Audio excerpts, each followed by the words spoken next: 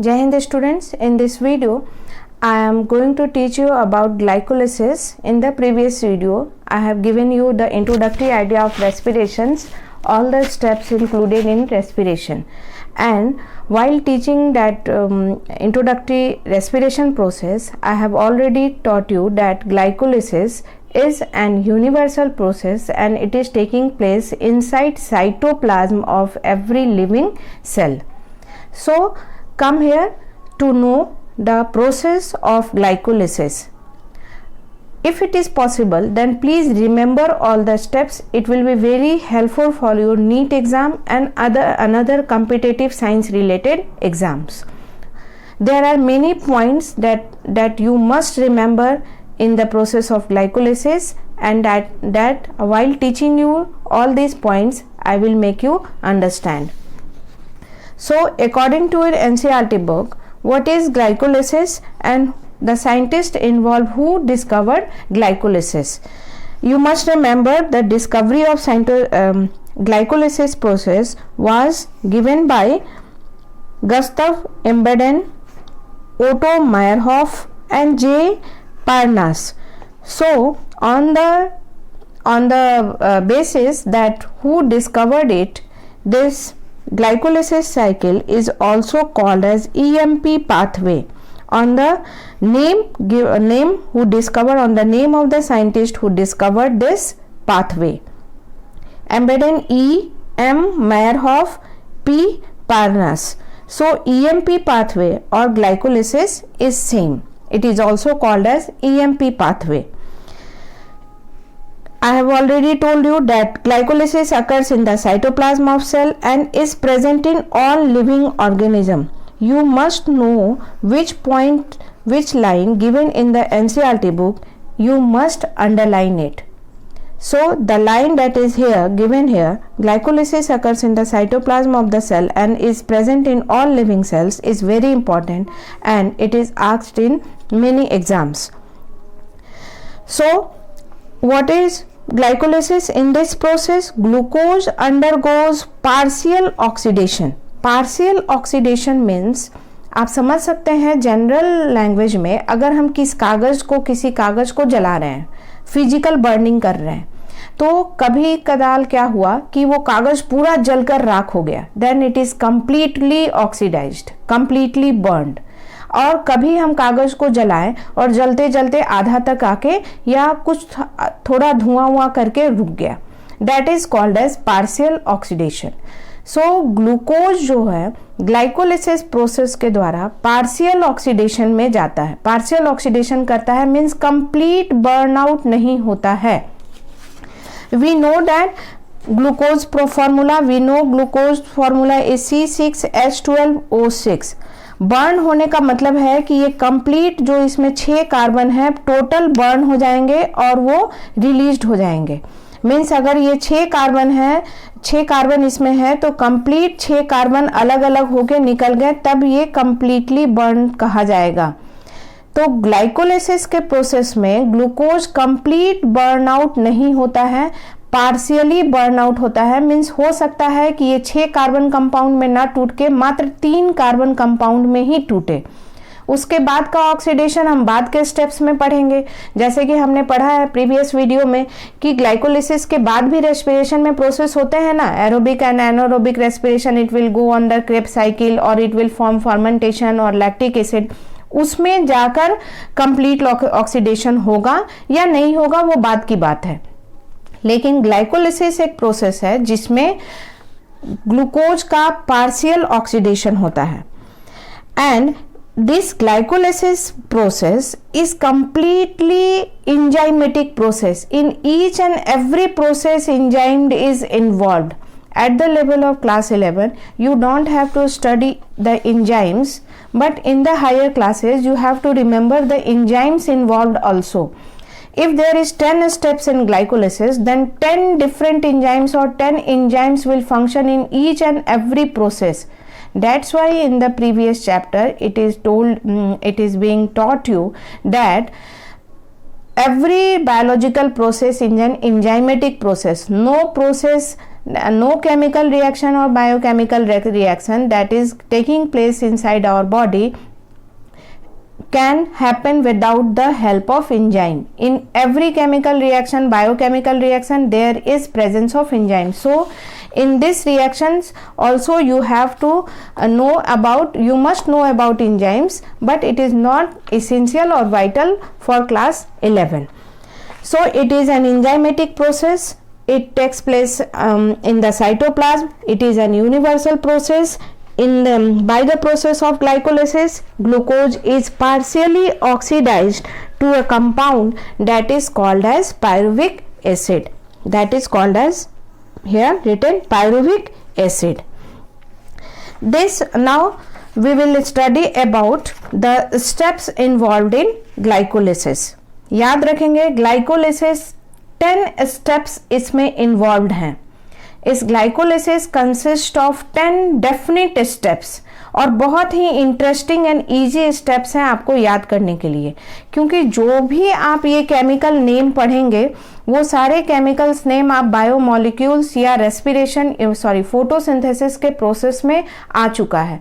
तो कोई भी केमिकल कंपाउंड का नाम आपके लिए अनजाना नहीं है, बिल्कुल अनआइडेंटिकल नहीं है. If you will apply a little interest you can remember all the steps involved in glycolysis. So come to glycolysis process. This glycolysis includes 10 steps.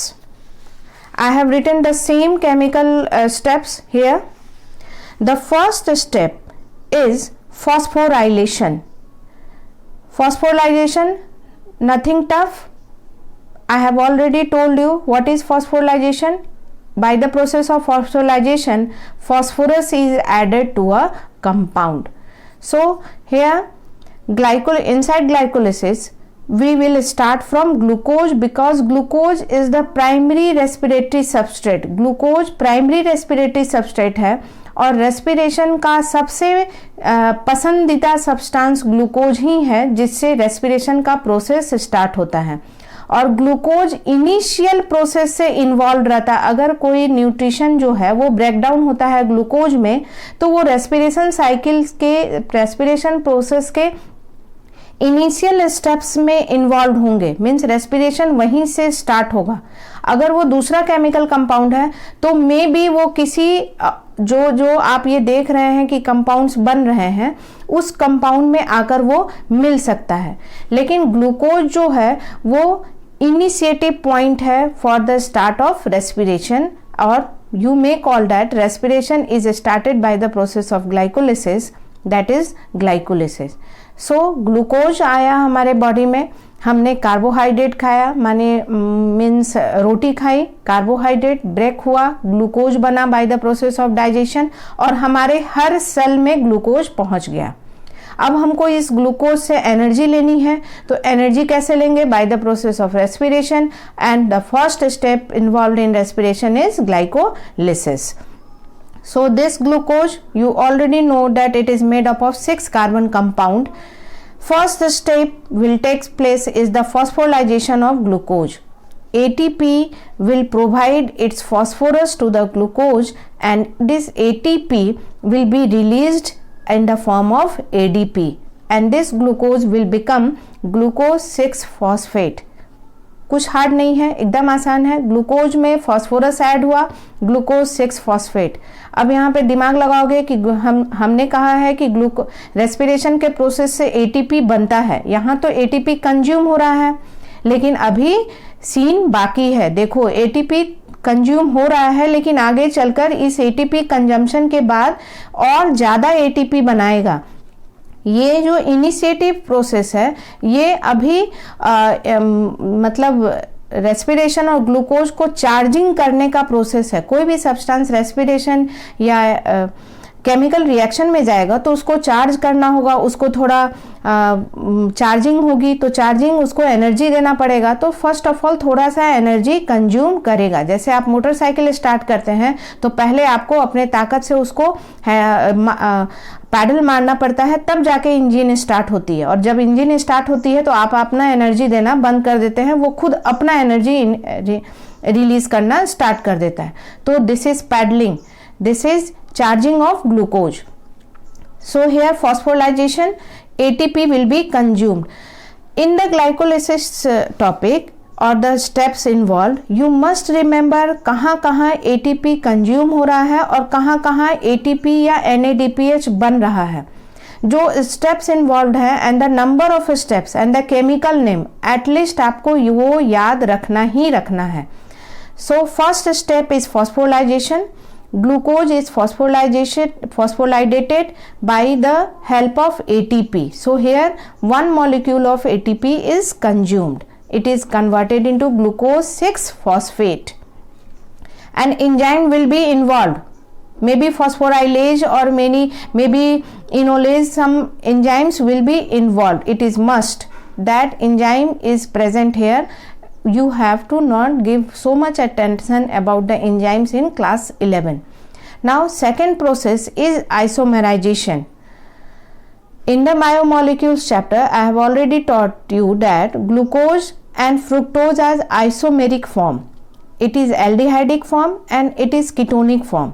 So here isomerization process will take place. Glucose 6-phosphate will be converted into fructose 6-phosphate. It is the second step. Means glucose केवल अपना चेहरा बदल लेगा। Means अभी वो मानो कि एक सिंपल सी लड़की है, मेकअप कर लेगा, पूरा ड्रेसिंग कर लेगा and then it will be converted into fructose.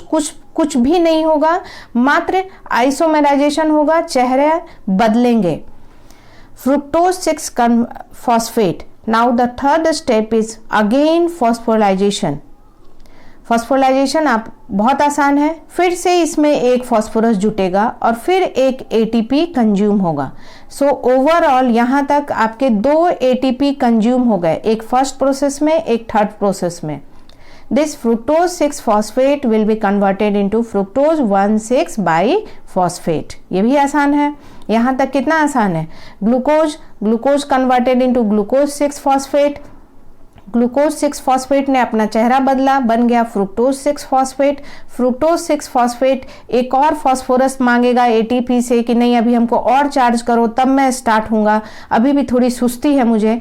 Then थोड़ा फिर ATP से अपना चार्जिंग करेगा और बन जाएगा फ्रुक्टोज 1,6-biphosphate। बस एनर्जी गेनिंग का प्रोसेस यहीं तक है। Now come to fourth stage. This fructose that is 6-carbon compound, this is 6-carbon compound। आप यहाँ भी देख रहे थे, ये भी 6-carbon compound है, ये भी 6-carbon compound है, ये भी 6-carbon compound है। टूटेगा 3 कार्बन कंपाउंड में। ये नाम भी आप पहले ही पढ़ चुके हैं। मैंने जब मोनोसैकेराइड पढ़ाया था उसमें बताया है द फर्स्ट और the lowest type of monosaccharide is glyceraldehyde and dihydroxyacetone. Glyceraldehyde is aldehydic form and dihydroxyacetone is the ketonic form. These both are isomeric form of monosaccharide containing 3 carbon. So it has 6 carbon. It will break into 2 isomeric form. One is aldehydic form, that is glyceraldehyde. Structure I have given in monosaccharide chapter and in monosaccharide video you can also see. And dihydroxyacetone also 3 carbon compound, except it has ketone group and it has aldehydic group. Okay, and it has here you will find 2 phosphate, so 1 phosphate will come here and 1 phosphate will come here. Both are isomeric form, so both can be converted into each other. Okay, but dihydroxyacetone phosphate वो further glycolysis के reaction में नहीं जाता है, वो बनता है और तुरंत ग्लिसरल्डिहाइड में कन्वर्ट हो जाता है। ओके, बना लेकिन तुरंत वो ग्लिसरल्डिहाइड में कन्वर्ट हो गया। So this sign is given and the fifth step is conversion और isomerization of dihydroxyacetone phosphate into glyceraldehyde. So यहाँ तक भी आसान है। फ्रुक्टोज 1,6-biphosphate फोर्थ स्टेप में क्लीव हुआ, टूटा ग्लिसरल्डिहाइड में एंड डाइहाइड्रोएक्सीटोन फॉस्फेट में। अब ये डाईहाइड्रोक्सी एसीटोन फॉस्फेट बोलेगा नहीं नहीं, मुझे भी ग्लिसरैल्डिहाइड ही बनना है। आइसोमेराइजेशन होगा और तुरंत ये ग्लिसरैल्डिहाइड में चेंज हो जाएगा। तो ध्यान देंगे यहाँ से जो स्टेप्स चलेंगे तो उसमें कितने ग्लिसरैल्डिहाइड हो जाएंगे, ये मॉलिक्यूल कितना हो जाएगा, this molecule will become 2 because dihydroxyacetone phosphate जो है वो भी ग्लिसरैल्डिहाइड में ही कन्वर्ट हो गया। तो फ्रुक्टोज पहले क्लीव हुआ 2 मॉलिक्यूल में, फिर ये मॉलिक्यूल आइसोमेर 5th स्टेज में फिर से ग्लिसरैल्डिहाइड में कन्वर्ट हो गया और 2 मॉलिक्यूल्स ग्लिसरैल्डिहाइड के बन गए। Now the 6th step. अब इस स्टेप्स को आप याद रखेंगे, ये बातें आप याद रखेंगे कहाँ पे क्या कंज्यूम हो रहा है, specially in case of ADP and NADPH, ये कहाँ कंज्यूम हो रहा है और कहाँ बन रहा है। हायर एग्जाम्स में स्टेप्स का नाम तक पूछा जाता है कि किस स्टेप में क्या हो रहा है। Now this glyceraldehyde will be oxidized. Aldehyde जब ऑक्सीडाइज्ड होता है तो क्या बनता है, कार्बोक्सिलिक एसिड बनता है, आप केमिस्ट्री में पढ़े हैं। सो ऑक्सीडेशन के लिए कौन सा मॉलिक्यूल बायोमॉलिक्यूल प्रेजेंट है हमारे में, कैटलिस्ट, और the biomolecule that is NAD+। ये ऑक्सीडाइज्ड करवाता है, H+ लेता है, okay, this is oxidising agent और खुद रिड्यूस हो जाता है। So it become reduced and it is strong oxidising agent, means दूसरे को ऑक्सीडाइज कराता है। तो 2 मॉलिक्यूल ऑफ ग्लिसरैल्डिहाइड ऑक्सीडाइज्ड होंगे by the help of NAD। 2 molecule हैं तो 2 मॉलिक्यूल NAD यूज होगा। और ध्यान देंगे यहाँ पे इनऑर्गेनिक फॉस्फेट नॉट ATP, जो सेल में इसी तरह कोई फॉस्फेट घूम रहा है इनऑर्गेनिक, ATP का नहीं, इनऑर्गेनिक फॉस्फेट भी आएगा और इस ग्लिसरैल्डिहाइड 3 फॉस्फेट में जो है वो 2 फॉस्फोरस, एक और फॉस्फोरस जुट जाएगा। तो ये 2 मॉलिक्यूल है तो एक मॉलिक्यूल में एक और फॉस्फोरस जुटा, दूसरे भी मॉलिक्यूल में एक और फॉस्फोरस जुटा, तो दोनों मॉलिक्यूल क्या हो गए आपके 1,3 बिस फॉस्फेट ग्लिसरेट, इसको BPGA कहते हैं। इस ग्लिसरैल्डिहाइड 3 फॉस्फेट को PGAL या कोई बुक G3P भी लिखता है, ग्लिसरैल्डिहाइड 3 फॉस्फेट या PGAL फॉस्फोग्लिसरैल्डिहाइड, दोनों नाम सही है। NCERT आपका PGAL लिखा है, फॉस्फोग्लिसरैल्डिहाइड, okay. PGAL is converted into BPGA.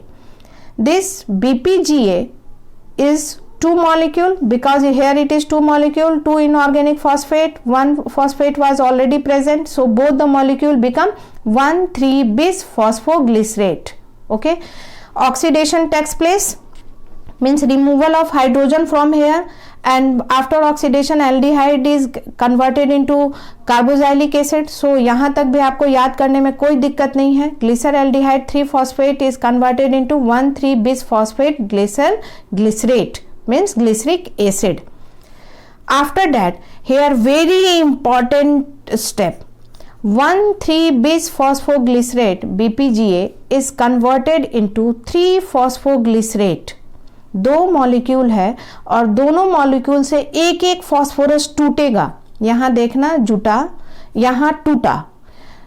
हमने रेस्पिरेशन जब पढ़ाया था तब ये एक टॉपिक आपको लाइव क्लास में डिस्कस की थी कि रेस्पिरेशन के प्रोसेस को जानबूझकर लंबा किया जाता है ताकि बॉन्ड बने और बॉन्ड टूटे। बॉन्ड टूटे तो एनर्जी रिलीज हो और ATP वो ADP तुरंत उस एनर्जी को कैच करे और ATP का फॉर्मेशन हो, मीन्स जानकर इसके रिएक्शंस को बड़ा किया जाता है। अब देखो यहाँ पे फॉस्फोरस को जोड़ा गया, उसी फॉस्फोरस को यहाँ पे तोड़ा गया। तो क्यों जोड़े क्यों तोड़े, ताकि रिएक्शन लंबा हो और रिएक्शन लंबा होने के बाद समय लगे, अच्छे से ऑक्सीडेशन हो और जो बॉन्ड टूटेगा उसका ATP का फॉर्मेशन हो। सो जब भी हम कागज, जैसे आप एग्जाम्पल जान सकते, कागज को जलाते हैं तो उसको अच्छे से पहले फैला के और जलाएंगे तो एक एक उसका पोर्शन जलेगा। In the same way now the 7th step is removal of phosphorus group, and this phosphorus group is caught by ADP and it is converted into ATP. Here 2 molecules are present of, so 2 molecules of phosphorus will be released and 2 molecules of ATP will be formed.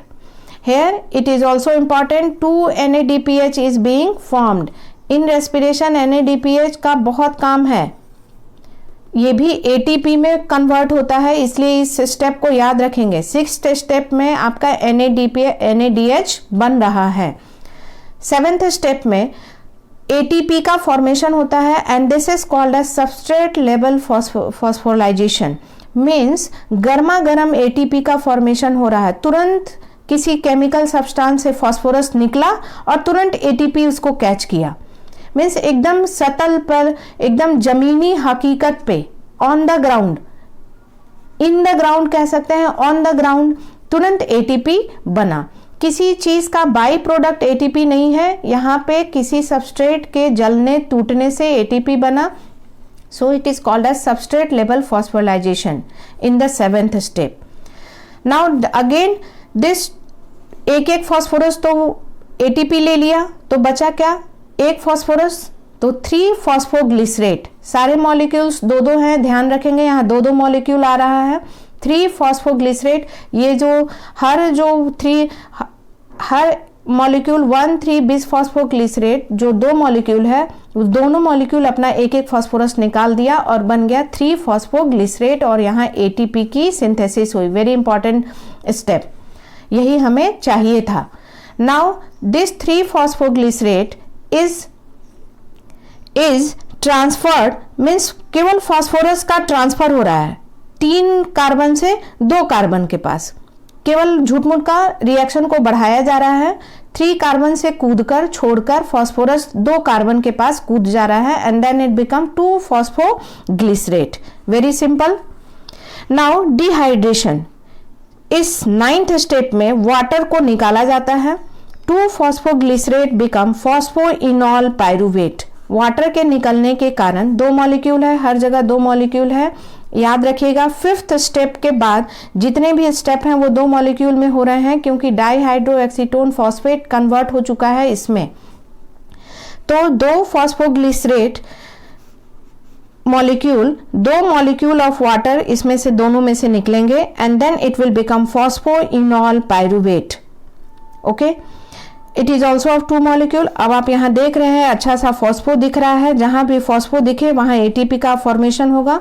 ये phosphoenol pyruvate अपना phosphorus निकाल देगा। Again in the 10th step there will be substrate level phosphorylation and 2 ATP will be formed and this phosphoenol pyruvate will be converted into pyruvate.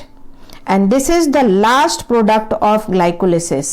Glycolysis starts from 6 molecule glucose and ends to the 3 carbon compound molecule pyruvate. And how many? 2 molecule. Means pyruvate का 2 molecule बनेगा. It is the last product of glycolysis. कहाँ बन रहा है? In the cytoplasm. So all the enzymes involved in the process of glycolysis is present in the cytoplasm, whether it is aerobic, whether it is anaerobic, whether it is prokaryotic, whether it is eukaryotic. Every living organism perform the phenomenon of glycolysis inside cytoplasm. आप देख रहे हैं कि यहाँ पे 2 ATP मात्र consume हुआ। अभी हम NADP की बात छोड़ भी दें, इसकी बात हम बाद में करेंगे कि ये कन्वर्ट होता है ATP में कैसे। केवल ATP को देखें तो 2 मॉलिक्यूल यहाँ और 2 मॉलिक्यूल यहाँ, 4 बने। तो 4 बने और अभी NADP की बात छोड़ देते हैं, क्योंकि एनारोबिक में NADH कन्वर्ट ATP में नहीं हो पाता है एनारोबिक में। तो केवल हम ATP की बात करें तो भी हम देखते हैं ग्लाइकोलाइसिस में कंप्लीट गेन ऑफ क्या है, 4 ATP बने और मात्र 2 ATP कंज्यूम हुआ, तो भी तो हमें ग्लाइकोलाइसिस में 2 ATP का फायदा हुआ। अभी हम NADH की बात छोड़ दे रहे हैं, क्योंकि एनारोबिक में ये NADH कहीं और कंज्यूम हो जाता है, ATP में नहीं कन्वर्ट होता है। So this is the only process of respiration even the living organism is anaerobic and there is net gain of 2 ATP by the process of glycolysis in anaerobic. Aerobic में तो भयंकर फायदा होता है क्योंकि ये भी कन्वर्ट होगा। उसके बाद क्रेब्स साइकिल है, उसके बाद इलेक्ट्रॉन ट्रांसपोर्ट से जो एटीपी बनेंगे, तो कंप्लीट बहुत ज़्यादा एटीपी बनता है। लेकिन अगर हम केवल एनारोबिक की बात करें जिसमें ग्लाइकोलिसिस ही है, बेचारा वही एक माध्यम है रेस्पिरेशन का और एटीपी सिंथेसिस का, तो उस केस में उस लिविंग ऑर्गेनिज्म में 2 एटीपी की सिंथेसिस होती है क्योंकि 4 बनता है और 2 ऊपर वाले प्रोसेस में यूज हो जाता है। Net gain of 2 ATP in anaerobic living organism and in aerobic living organism का कैलकुलेशन हम लोग नेक्स्ट और बाद में करेंगे क्योंकि इसमें और भी थोड़े टॉपिक समझाने हैं। So concluding the process of glycolysis, it is universal process, it is taking place in the cytoplasm of every cell, it is totally enzymatic process, it consists of 10 definite steps, 10 definite steps का chemical reactions का ये बना हुआ है। इसको EMP pathway भी कहते हैं, on the name of the scientist who discovered this pathway. This starts from glucose. Glucose is phosphorylated, means phosphorus add होता है by the help of ATP. Glucose 6 phosphate का फॉर्मेशन हुआ, आइसोमेराइजेशन होगा, fructose 6 phosphate बनेगा, again phosphorylation होगा, fructose 1,6 bis phosphate बन जाएगा, again cleavage होगा। ये फ्रुक्टोज जो है 6 कार्बन का, वो तो 3 कार्बन कंपाउंड में टूटेंगे। डाईहाइड्रो एसीटोन फॉस्फेट बेचारा कहेगा नहीं नहीं मैं फिर से ग्लिसरॉल्डिहाइड में बदलूंगा, तो फिर आइसोमेराइजेशन होगा, 5th स्टेप। फिर 5th स्टेप के बाद जितने भी स्टेप्स हैं वो डबल मॉलिक्यूल हो जाएंगे क्योंकि ये भी कन्वर्ट हो चुका है। फिर आपका 1,3 बिस फॉस्फोग्लिसरेट एक फॉस्फोरस दोनों मॉलिक्यूल निकालेगा और 2 एटीपी रिलीज होगा, जो कि बहुत ही पसंदीदा स्टेप है और ये क्वेश्चन आस्क्ड है। इसको हम लोग सबस्ट्रेट लेवल फॉस्फोराइलेशन कहते हैं। 3 फॉस्फोग्लिसरेट इज अगेन, केवल फॉस्फोरस जो है अपना स्पेस चेंज करता है, 3 कार्बन को छोड़ के कूद जाता है 2nd कार्बन पे। Then it become 2 phosphoglycerate, transfer of P from 3C to 2C। Again dehydration होता है, पानी लॉस करता है और बन जाता है फॉस्फोइनॉल पायरुवेट, 2 मॉलिक्यूल है। उसके बाद ये जो फॉस्फोरस इसमें फॉस्फो लगा हुआ है, ये फॉस्फोरस फिर एडीपी छीनता है। व्हेन फॉस्फोरस इस पायरुवेट को छोड़ेगा और एडीपी कैच करेगा, फिर से एटीपी बनेगा और finally 2 molecule of pyruvate inside the cytoplasm of cell बनेगा। ओके, तो 2 मॉलिक्यूल यहाँ और 2 मॉलिक्यूल यहाँ। सबस्ट्रेट लेवल फॉस्फोराइलेशन कौन कौन से हैं? Step number 7 and step number 8, एक लास्ट में और एक 7th में। यहाँ पे आपकी 4 एटीपी का फॉर्मेशन हो रहा है और 2 एटीपी ऊपर में कंज्यूम हो रहा है। So there is net gain of glycolysis 2 ATP excluding NADPH। इसकी बात हम बाद में करेंगे। अगर हम बात करते हैं एनारोबिक रेस्पिरेशन की, तो वहाँ पे हम देखेंगे there is gain of 2 ATP